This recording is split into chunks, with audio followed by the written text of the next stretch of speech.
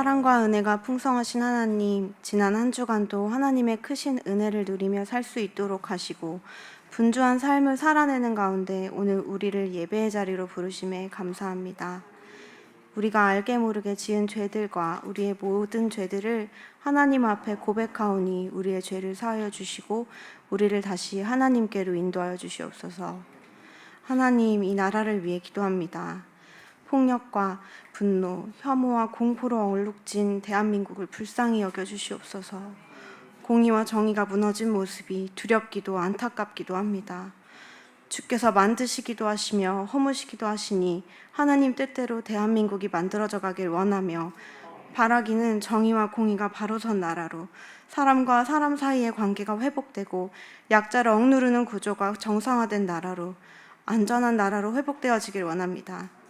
하나님의 큰 사랑이 이 나라를 덮으사 우리나라가 하나님의 질서 가운데 세워지게 하여 주옵소서. 하나님, 다드림 교회를 위해 기도합니다. 모든 다드림 공동체를 사랑하시고 한 사람 한 사람을 통하여 하나님의 나라를 세워가고 계심을 고백합니다. 하나님의 사랑을 배워 우리가 내 이웃을 내 몸과 같이 사랑하는 공동체, 기도와 말씀 속에서 바로 서는 공동체, 튼튼한 삼겹줄과 같이 하나로 뭉쳐 모든 일들을 아름답게 이루어가는 공동체가 되기를 기도합니다. 인생의 주관자이신 하나님, 이 시간 특별히 조창근 장로님과 유가족들을 위해 기도합니다. 우리 인생은 나그네의 삶과 같기에 언젠가는 본향으로 가는 것이 정해진 진리임을 압니다. 주님 계신 곳에서 다시 만나게 될 영생의 소망을 주셨으니 이 슬픔 속에서 위로를 받으며 소망을 얻게 하옵소서. 또한 천국에서 다시 만나는 날까지 유족들을 보호하시고 위로하시며 복된 길 가운데로 인도하여 주시옵소서. 오늘 있을 장례식에 남은 절차들을 하나님께 의탁합니다. 절차마다 함께하여 주시고 하나님이 주장하시는 장례식이 되게 하옵소서. 오늘 예배를 위해 기도합니다. 주님의 교회를 위해 일하는 모든 손길들을 기억하시고 주님을 향한 사랑과 헌신을 기뻐 받아 주시옵소서. 말씀 전하시는 목사님을 축복하시고 목사님 가운데 성령이 충만하게 하여 주시옵소서. 오늘 예배를 통해 하나님께서 우리에게 주시는 말씀에 귀 기울이며 또 새로운 한 주를 살아낼 힘을 주시옵소서. 우리의 기도를 들으시고 우리와 항상 함께 하시는 예수 그리스도의 이름으로 기도합니다. 아멘.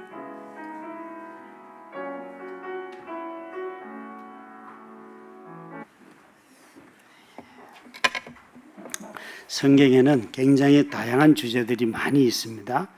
오늘의 주제도 생명과 거룩에 대한 것도 있지만 이렇게 이것만 있는 것이 아니라 정말 자녀를 어떻게 길러야 하는가, 돈을 버는 법, 뭐 이런 것도 사람들이 잘 찾아내더라고요. 어제 장례식장에서 고린도전서 13장 12절 말씀을 가지고 언급을 했는데요.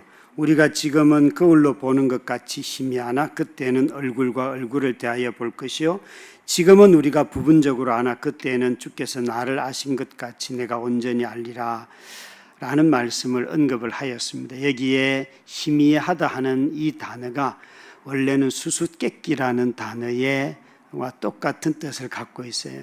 그러니까 옛날 거울은 청동이라서 아무리 그것이 성능이 좋아도 청동에 비춰진 얼굴은 흐릿하게 보이지 않습니까?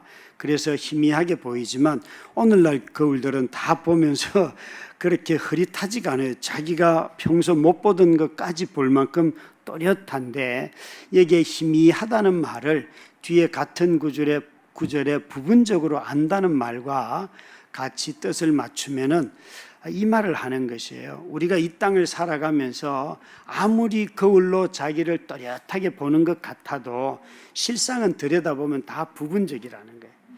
자신의 판단하는 것, 생각하는 것, 자기 주장하는 것, 감정, 뭐 때로는 내 전심입니다, 진심이다 이렇게 말하는 것도 다 그건 부분적인데도 불구하고 우리는 아주 강력하게 이건 나의 전부이고 영원히 변치 않는 것이고 이런 얘기를 너무너무 많이 한다는 거죠. 사실 여러분, 삶에 이렇게 수수께끼 같은 것이 자기 얼굴을 봐도 수수께끼라고 하는데 여러분은 자기 얼굴을 보면서 내가 참 난해하다 이런 생각을 해보신 적 있으세요? 저는 가끔 해봤습니다. 나는 참 내 얼굴을 보면서 난해하다. 코가 왜 이렇게 삐뚤어졌으며, 또 사람들이 제게 왜 목사님은 눈을 떴습니까? 안 떴습니까? 난 늘 눈을 뜨고 보는데도 그걸 말하는 사람들이 생각보다 많더라고요. 그래서 나 눈 뜨고 산다고 해도 그것도 그렇고, 저는 또 곱슬머리라서 머리를 짧게 깎거든요. 제가 대학교 졸업하던 그날 처음으로 직모를 해봤어요. 직모. 미용실에 가서 쫙 펴봤는데 1시간 뒤에 2시간도 되기 전에 다 꼬부라지는 걸 보면서 다시는 이걸 하면 안 되는구나. 그리고 그때 졸업식 날 사진에 보면 머리 위에 막 어마어마한 게 앉아 있어요. 그래서 내가 이렇구나. 자기 자신을 잘 몰라요, 여러분. 또 막 이거 상상하느라고 이제 설교가 안 들릴 거예요. 그만 상상하시고. 그래서 우리가 이 말에 부분적으로 안다는 이 말은 사실은 다 삶이 수수께끼라는 거예요. 저는 우리가 지금 장례를 치르고 있는데 사실은 이렇게 70수를 사시고 돌아가셨으면 여러분 좀 이해가 될 만한 거예요. 아니면 다들 아쉽고 더 살았으면 좋았을 걸. 어떻게 좀 도덕적으로 아주 뻔뻔한 사람들은 이렇게 말을 하면 그냥 그 자리에서 혀가 굳어지고 이런 병에 걸리면 얼마나 좋겠어요. 요즘 여러분 이렇게 뉴스를 보면서 저런 인간들이 내가 아는 정보만 해도 저 죽어야 될 것 같은데 막 임명이 되는 공직자에 앉고 이런 거 하면 막 여러분 막 화가 나잖아요, 그죠? 그럴 때 우리가 다 안다고 생각할 수 있을까요? 삶에는 이해할 수 없는 일들이 정말 너무 많습니다. 믿음을 가진 사람보다 믿음 없는 사람들이 더 행복하게 보일 때도 있잖아요. 저는 가끔 이런 분들, 목사님 내가 오늘 놀러 안 가고 주일날 교회 왔습니다. 그러면 놀러 가라. 그런 마음 있잖아요. 왜? 그걸 굳이 왜 대조를 하냐, 대조를. 그냥 여기 온 것 자체가 제일 기쁜 건데 굳이 그 사람을 비교해가지고 내가 여기 온 걸 뭘 그렇게 강조합니까? 마음속에 자기도 그립다는 거잖아요. 정말 좋은 사람들은 그건 그 사람의 이야기고 나는 여기 있는 게 더 좋은 것 아닙니까? 그런 거잖아요. 그런 거, 그 다음에 아주 책임지지도 않는, 분명히 자신이 부서의 책임자임에도 불구하고 다른 동료들에게 책임감을 떠넘기고 또 가장 일선에서 수고하고 애쓴 사람들에게 다 모든 책임을 떠넘기는 이런 사람들 보면 참 이해하기가 어렵지요. 저는 삶의 이 수수께끼라고 하는 것이 아무리 우리 모두가 다 자기 삶을 봐도 다 온전하게 이해할 수 있는 사람 아무도 없다. 이렇게 많은 정보가 통용이 되고 한다 할지라도 다 자기 인생을 볼 때에 부분적으로 볼 뿐이고 또 이해를 해도 또 조각을 가지고 이해할 뿐이다. 바울은 지금 그렇게 말하고 있어요. 우리가 민수기는 이스라엘 백성들을 하나님이 구원하여서 이제 가나안에 가기 전에 40년 동안 광야의 삶을 살면서 너희가 이렇게 하나님의 나라를 이룰 백성으로 부르심을 입었는데 어떻게 살아야 되는가? 그래서 공동체로 산다는 것 아닙니까? 함께 모여 사는데 그것도 광야에서부터 그 훈련을 해야 한다는 거예요.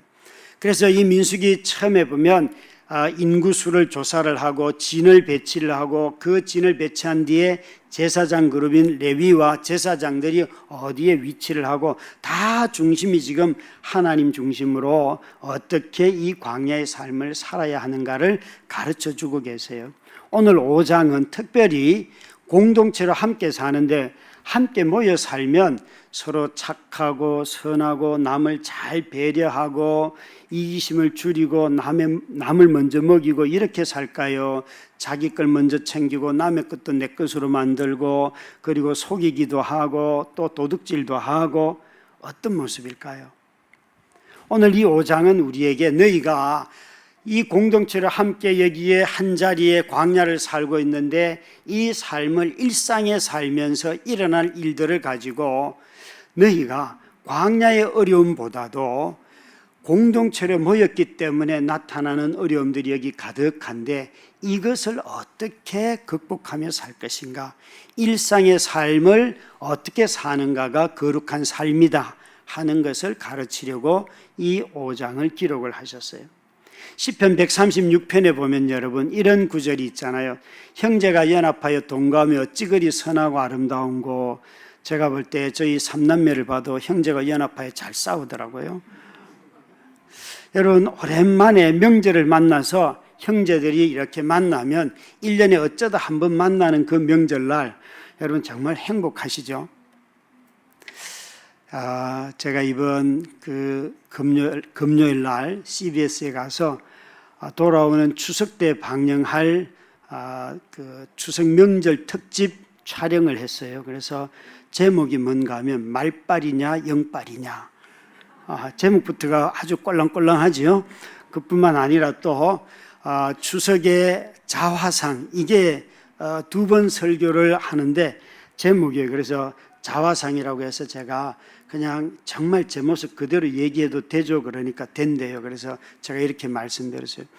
참 명절이 오면 싫어요. 환자가 있는 집은 다 다른 사람이 돌봐주다가 갑자기 요양보호사가 되어가지고 일주일 내내 명절 기간 동안 보호자가 요양보호사가 되어서 환자를 돌봐야 되고, 그리고 그 당일날 오전에는 그래도 큰 집에를 가는데 안 만나다가 만난 집에 가면 해놓은 음식만 먹는데 미안하기도 하고, 이거 참 기쁘게 먹기도 또 그렇고 막 미안함이 있잖아요. 그리고 그 음식을 먹고 난 뒤에는 멍청이 텔레비전 보다가, 그리고 오후에 어떻게 고돌이 한번 하다가 돈을 다 잃고 그리고 옵니다. 그리고 설날은 그래도 아이들이 가서 용돈이라도 세뱃돈이라도 받기 때문에 애들이 가기가 좋은데 추석은 메리트가 없어요.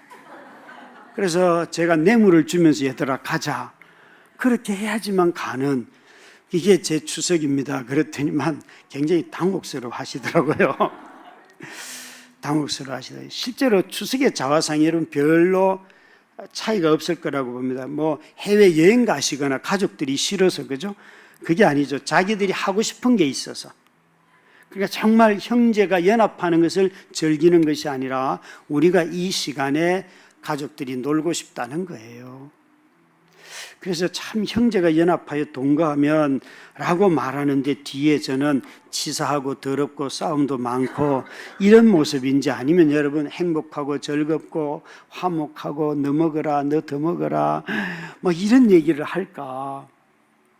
여러분 이스라엘 백성도 이렇게 광야에 오래 살게 되는데 어떤 모습일 것 같아요? 오늘 1절부터 4절에 보시면 먼저 하나님이 이런 사람들, 오늘 여기 언급하는 사실은 민수기 5장에 있는 내용은 레위기 11장부터 15장까지 있는 내용을 축약해 놓은 일종의 아주 서머라이즈 한 거예요. 여기에 그뿐만 아니라 그 중에서도 13장 레위기 13장부터 15장까지 있는 부정 정결의 법에 대해서 언급을 하시면서 하나님의 백성이 일상의 생활을 살면서 이러이러한 부정한 것들은 이렇게 해야지만 정결해진다라고 언급을 하는데, 5절에 있는 말씀은 남의 것을 재정적으로 손에 입히는 걸 말하는 거예요. 우리가 일상생활 중에서 무의식적으로 자기가 어떤 행동을 했는데 그게 남에게 경제적인 손해가 되는데, 이런 삶은 사실 여러분 공동체로 살면 언제든지 일어나는 일들이잖아요.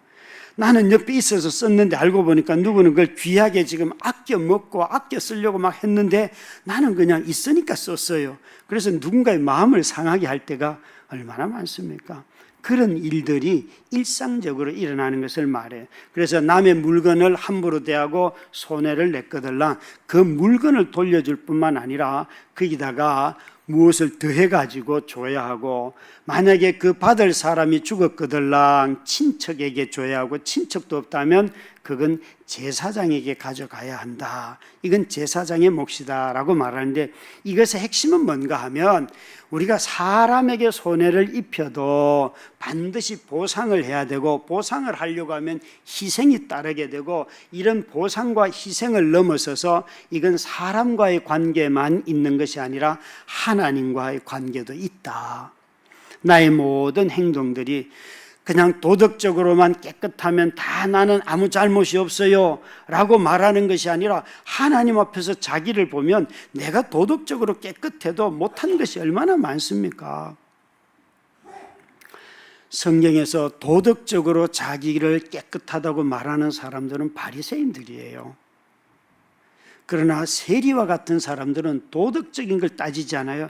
하나님 앞에서 자기 발견하는 거예요.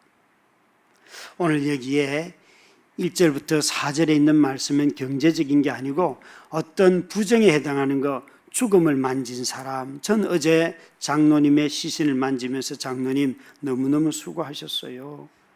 입관 예배를 드리면서 온 가족들과 성도들과 함께 그 예배를 드렸다고요.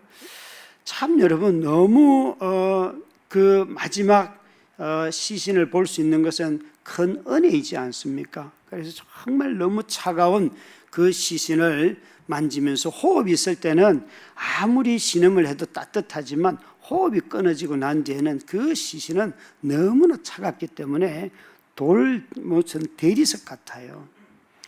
그렇지만 하나님께서 소망을 주셔서 장로님 또 다시 만나요 라고 약속을 붙들고 이 시간을 지나게 되지요. 죽음을 만진 자는 부정한 자라 이 진에 있을 수가 없다. 격리시키지 않습니까? 또 여기 나오는 나병, 한센씨 병이라고 하는 거, 오늘날은 이런 병들도 찾아보기 힘들지만 옛날에는 광범위하게 말하면 피부병이라고도 말할 수 있어요. 이런 병에 걸렸으면 하나님이 거룩한 분이시기 때문에 그곳에 있을 수가 없고, 죽음을 만진 자는 하나님은 영원한 생명이 있는 분이시기 때문에 죽음은 하나님의 생명과는 완전히 반대 있는 거라서, 상태라서 있을 수가 없다는 거예요. 이런 사람들은 그 진에 머물 수 없고 진 밖으로 격리 조치를 당하는 거예요. 우리가 지난 3년 동안 이런 큰 대규모의 팬데믹 코로나로 인하여서 사실 치유하는 것도 가만히 보면 우리 모두가 다 이렇게 격리하고 마스크를 끼고 이러면서 더 많이 고치지 않습니까? 그죠? 옛날 사람들도 이런 죽음 앞에서 하나님의 영원한 생명 앞에 살려고 한다면 거룩한 삶은 이렇게 격리하고 일정한 기간이 지나면 다시 공동체로 오고, 이것이 바로 정결한 삶이라는 거예요. 이런 정결예법의 핵심은 뭔가 하면, 나라고 하는 사람이 언제든지 오염이 될 수 있고 나로 인하여서 누군가가 그런 부정함에 처할 수가 있고 나로 인하여서 누군가가 손해날 수도 있고, 이런 일상의 삶이 있다는 거예요. 사실 저와 여러분이 삶을 살아가면서 나 자신으로 인해서 내가 손을 대는 것마다 다 망가진다, 이 생각을 하며 사는 분들이 별로 없지요. 자녀를 기르는 부모님들에게 자주 내지는 가끔 하는 말이 이 말씀, 내가 아이를 기르면 정말 아이를 망가뜨리지 않고 잘 기를 수 있다, 그런 확신이 드세요? 내가 하라는 대로 아이가 다 따라하면 애 망가진다. 어느 쪽일 것 같아요? 여러분 좀 자녀를 대할 때 겸손하시길 바랍니다. 내가 원하는 대로 키우면 너 다 잘 될 거야 라고 그렇게 생각할지 몰라도 실제로 길러보면 잘 안 될 겁니다. 오히려 저는 이게 빠른 것 같은데요. 하나님, 내가 만지고 내가 하는 대로 하면 다 망가져요. 하나님, 저는 키울 재주도 없고 능력도 없고 성질도 안 돼요. 그러니까 하나님 좀 알아서 도와주세요. 이게 훨씬 낫지 않을까요? 이 부정과 정결의 예식을 행하는 사람들이 가지고 있는 삶의 태도는 뭔가 하면, 우리 인간은 다 우리에게 죄성이 있잖아요. 그래서 내가 아무리 선하다고 말해도 시간이 지나보면 그게 최선이 아닐 때가 참 많아요. 시간이 지나고 난 뒤에 보면 영원한 가치가 없는 것을 그걸 붙들고 그렇게 씨름하고 싸웠다고 해요. 근데 시간 지나고 난 뒤에 보면 너무 어리석죠. 어제 저는 돌아가신 장로님의 그동안에 아프실 때 하신 일들을 하나 유족들 장례를 치르면서 깨닫게 된 게 하나 있어요. 뭔가 하면 사실 어제 저녁에 위로 예배가 끝나고 이런저런 대화를 하다가 함께 교회를 개척하러 나간 분들이 계시잖아요. 그죠? 그분들이 다녀갔다는 거예요. 그분들이 오후에 다녀갔다는 얘기를 듣고 중길 목사님 부부도 다녀갔다는 얘기를 듣고 참 기뻤어요. 왜 기뻤는가 하면 그분들이 이렇게 말씀을 하셨어요. 장로님이 아프신 중에 가끔 들리지도 알아들을 수도 없는 말을 하시는데 전화를 하셨다는 거예요. 전화를. 참 우리에게는 어떻게 보면 아픔을 주고 떠난 그 형제 자매들에게 직접적으로 전화를 하신 분은 돌아가신 장로님, 제가 지금까지 아는 유일한 분인 것 같습니다. 어제 마지막에 만났던 그 교회로 가지는 아니하였지만 교회를 떠난 분이 목사님, 장로님이 제게 전화를 하셨어요. 근데 알아듣지는 못했어요. 그러시더라고요. 그래서 제가 야, 어른이셨구나. 이 장례를 치르면서 그래, 우리가 서로 다시 만날 수 있으면 참 좋겠다. 이것이 우리 안에 그리스도 예수 안에 있는 복이 아닐까 이런 생각들을 다시 하게 되었어요. 여러분, 일상의 누군가는 정말 살면서 계속해서 불길하고 추악하고 그리고 사악하고 또 아주 이기심에 가득 차서 늘 부정직하게 하면서도 뻔뻔하게 자기 일상을 살아가는 사람이 있는가 하면 이 모든 삶을 돌이키고 이 부정이 우리를 하나님으로부터 멀어지게 한다는 것을 깨닫고 오히려 정직하게 순전하게 하나님을 섬기는 사람도 있다는 거예요. 나병에 걸린 제사장은 제사장의 직분을 잃지는 않습니다. 그의 제사장의 직분은 아주 거룩한 직위예요. 그래서 다른 일반 사람들보다 구약 성경은 하나님이 거룩하시고 하나님을 모신 성소가 거룩하고 그 성소에서 일을 하는 제사장과 레위인들을 거룩하다고 말하고 일반 하나님의 백성들도 거룩하다 말을 해요.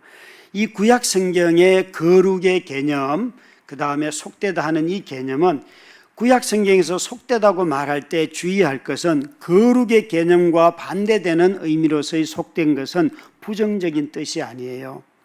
이것은 부정적인 뜻이 없어요. 단지 거룩하신 하나님 앞에 나가는 사람들에 따라서 그 거룩함의 강도가 더 거룩한 사람이 있고 덜 거룩한 사람이 있는 것을 속되다고 말을 해요. 그래서 제사장은 레위인들보다는 더 거룩한 사람들이고 레위인들은 일반 이스라엘 사람들보다는 더 거룩한 사람들이고 일반 이스라엘 사람들은 이방인들보다 더 거룩한 사람들이에요. 이건 단지 그들이 하나님 앞에 나아가는 관계 안에서 거룩하다, 속되다라고 하는 말이에요. 그래서 속됨에 속하는 모든 사람들에게 필요한 게 뭔가 하면 제사예요.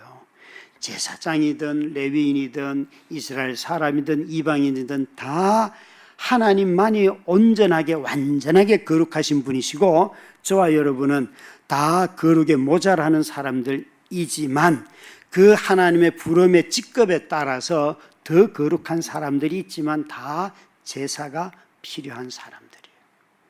그런데 부정하다, 정결하다 하는 것은 이것과는 다른 거예요. 상태를 말하는 거예요. 예를 들면 여기 있는 것처럼 온몸에 피부병이 든 사람은 부정한 사람이에요.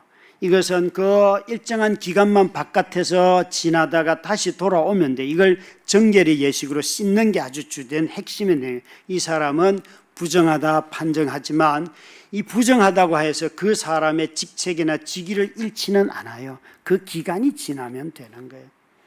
우리가 일상생활을 살아가면서 저와 여러분이 이런 하나님이 우리 가운데 계시기 때문에 3절의 말씀처럼 우리를 왜 거룩하다, 속되다 구분하고 정결하다, 부정하다 이렇게 구분하는가 하면 그것은 하나님이라고 하는 거룩한 분이 우리 안에 계시기 때문에 그분 앞에 나아가야 하는 백성이라서, 그분이 찾아와서 거하는 백성이라서 우리에게는 거룩함과 정결함이 필요한 사람들이라는 거예요. 이 정결함은 일상에서 우리 자신들이 깨닫고 돌이켜야 하는 것이에요. 여러분, 광야의 삶을 돌아보면 먼지가 얼마나 많습니까?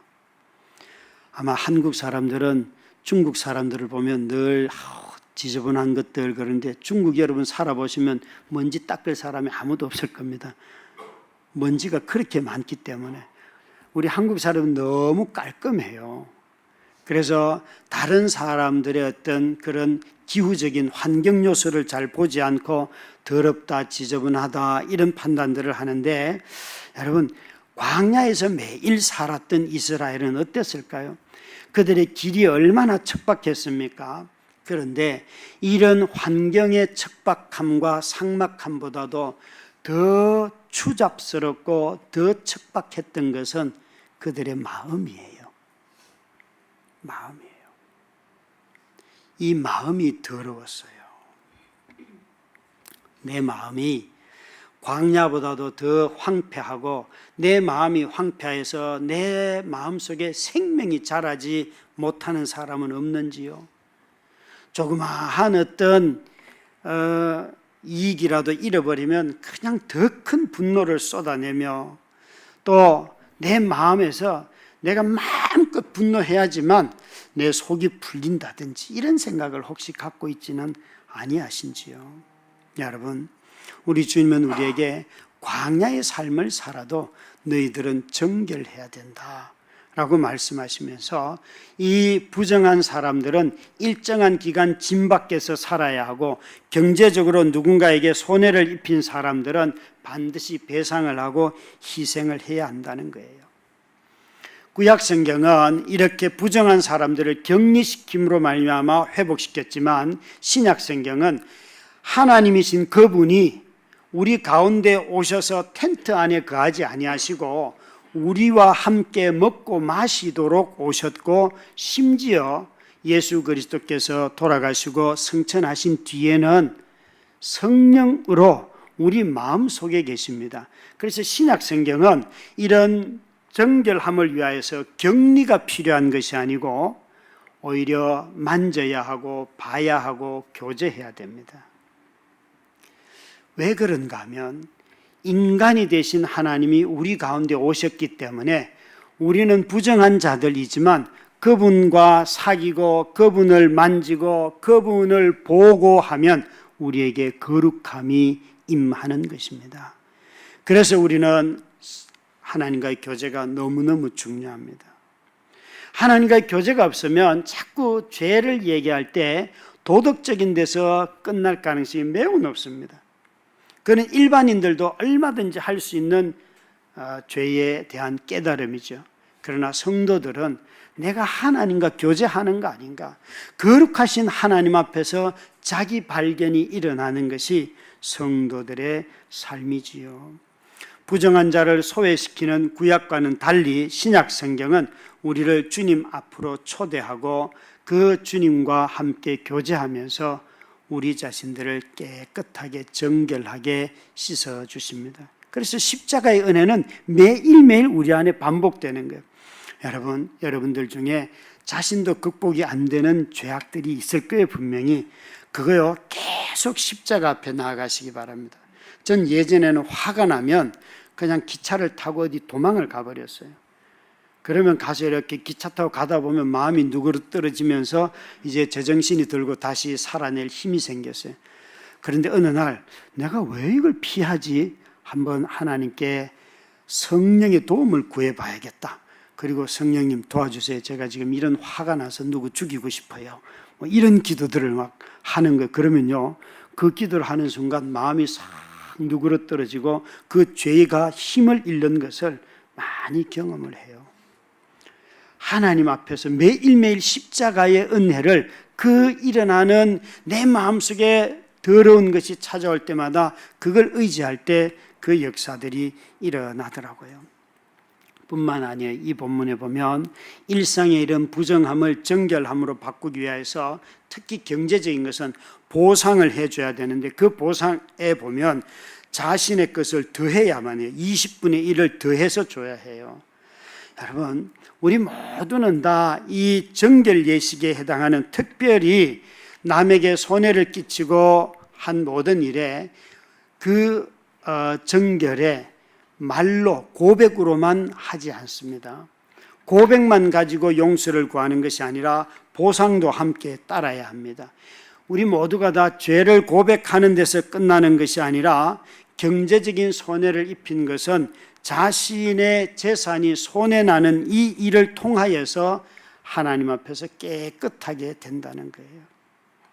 오늘날 교회가 이런 방식으로 매일매일 정결함을 추구한다면 참으로 놀라운 일들이 일어나지 않겠습니까? 저는 우리나라의 부정부패나 탈세를 하거나 또 이렇게 공무원들이나 누가 계약을 막 부정한 계약을 해가지고 이익을 취하고 부동산 투기를 해서 이익을 취하는 사람들은 그 재산을 다 몰수하는 법을 만들면 좋겠어요. 재산을 다 몰수하는 법을. 그래서 얼마나 무서운지 이 법을 어기면 세금을 떼먹으면 얼마나 무서운 벌이 있는지를 좀 그런 일들이 일어나면 좋겠어요. 여러분, 교회가 너무 경제 회복을 위해서 너무 기도하지 마시기 바랍니다. 그건 만문의 신을 섬기지 뭐한데 하나님을 섬깁니까? 교회는 경제 회복보다 더 중요한 게 있습니다. 하나님의 정의가 이 땅에 이루어져야 하는 거예요. 교회 오면 좀 사람들이 늘 사기치는 인간들이 두려워 떨어야 돼요. 아, 이 교회는 오면 안 되겠구나. 그런 데가 교회 아니겠어요? 그죠? 그러니까 여러분, 하나님의 뜻대로 하다가 망하는 교회가 있어야지 하나님 뜻이 무서운 줄 알잖아요. 그런데 하나님의 뜻도 아닌데 그걸 뜻이라고 우기면서 하고 돈 벌고 그러면 다 하나님의 뜻이래요. 그러니까 오히려 하나님의 뜻이 조롱을 당하는 그런 시대에 우리가 살아가고 있잖아요. 우리 그리스도는 일상의 죄를 우리의 정결케 하는 데 있어도 주님이 베드로에게 하셨던 말씀, 너 손만 씻으면 된다. 매일매일 성령 안에서 십자가를 의지하고 우리가 씻을 때 깨끗하게 되지요. 죄를 죄로 드러내는 것이 거룩이라고 한다면 그리스도의 사역을 요구하고 요청하고 마련하는 것 또한 하나님의 거룩입니다. 죄를 죄로 드러나는 것이 거룩이지만 동시에 예수 그리스도의 용서의 은혜가 우리 가운데 흘러가는 것도 거룩이라는 거예요.